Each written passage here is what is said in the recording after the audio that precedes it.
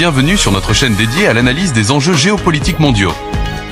Aujourd'hui, nous plongeons au cœur d'un accord qui fait couler beaucoup d'encre.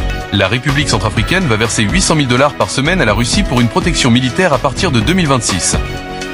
Un pacte qui soulève de nombreuses interrogations sur la souveraineté, l'influence étrangère et l'avenir du pays.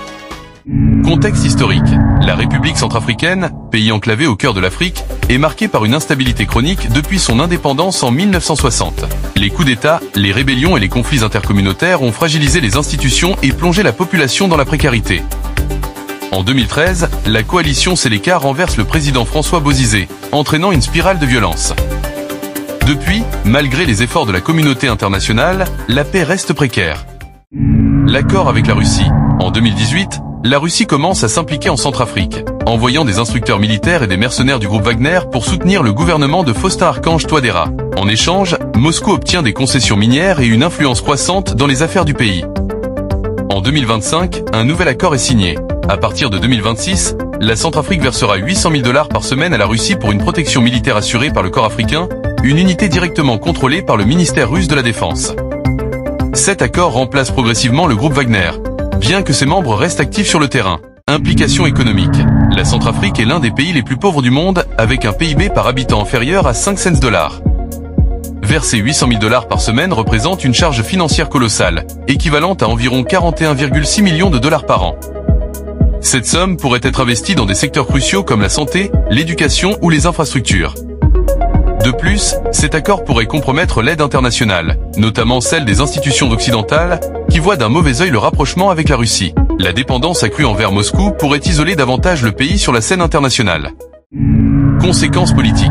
Le renforcement des liens avec la Russie soulève des inquiétudes quant à la souveraineté de la Centrafrique. La présence militaire étrangère, bien que justifiée par la lutte contre les groupes armés, pourrait être perçue comme une ingérence dans les affaires intérieures. Par ailleurs, l'accord inclut des clauses de coopération juridique visant à encadrer les activités des ONG, suscitant des craintes sur la restriction des libertés civiles et la surveillance accrue de la société civile. Réaction internationale. La communauté internationale observe avec préoccupation l'évolution de la situation en Centrafrique. Les États-Unis et l'Union européenne ont exprimé leurs inquiétudes quant à l'influence croissante de la Russie en Afrique et aux implications pour la stabilité régionale. Des sanctions pourraient être envisagées, ce qui aggraverait la situation économique du pays. Par ailleurs, la présence russe pourrait compliquer les opérations de réaction internationale. La MINUSCA, Mission des Nations Unies en Centrafrique, déjà critiquée pour son efficacité limitée, en subira également les conséquences. Une présence russe plus officielle risque de provoquer des tensions sur le terrain entre les différentes forces internationales, chacune poursuivant des intérêts divergents.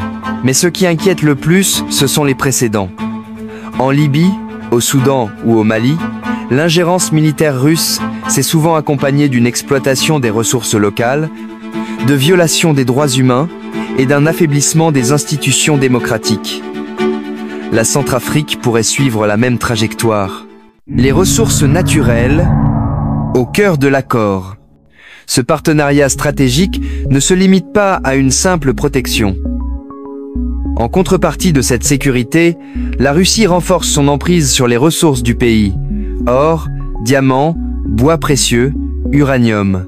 Les sociétés russes proches du Kremlin obtiennent des licences minières exclusives. Le peuple centrafricain, quant à lui, ne profite que très peu de ces richesses. Les recettes générées échappent souvent à l'État, transitant par des circuits opaques, privant le pays d'une manne essentielle pour son développement. En résumé, cette protection à 800 $ par semaine est un investissement russe hautement rentable. Analyse finale et scénarios d'avenir. À court terme, l'accord pourrait permettre au gouvernement Touadéra de stabiliser certaines régions et de repousser les groupes rebelles. Mais à moyen et long terme, les risques sont immenses. Érosion de la souveraineté nationale. Endettement structurel dangereux. Répression accrue de la population civile. Perte de soutien des partenaires occidentaux. Exploitation étrangère des ressources naturelles. Ce n'est pas simplement un contrat militaire, C'est un changement de cap géopolitique. C'est un pari risqué sur une puissance étrangère qui ne protège pas gratuitement, surtout pas, un pays riche en ressources et pauvre en institutions solides. L'avenir de la République centrafricaine est entre les mains de ses dirigeants, mais aussi entre les mains de son peuple. La vigilance, l'information et la mobilisation sont essentielles pour éviter que ce partenariat ne se transforme en domination totale. Et vous, qu'en pensez-vous ? Cet accord est-il une nécessité stratégique ou un piège colonial moderne? Laissez-nous vos avis en commentaire. Vos points de vue comptent et enrichissent le débat.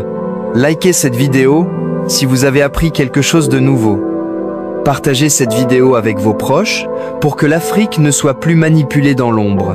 Abonnez-vous maintenant à la chaîne et activez la cloche pour ne rien manquer de nos prochaines analyses géopolitiques puissantes et éclairées.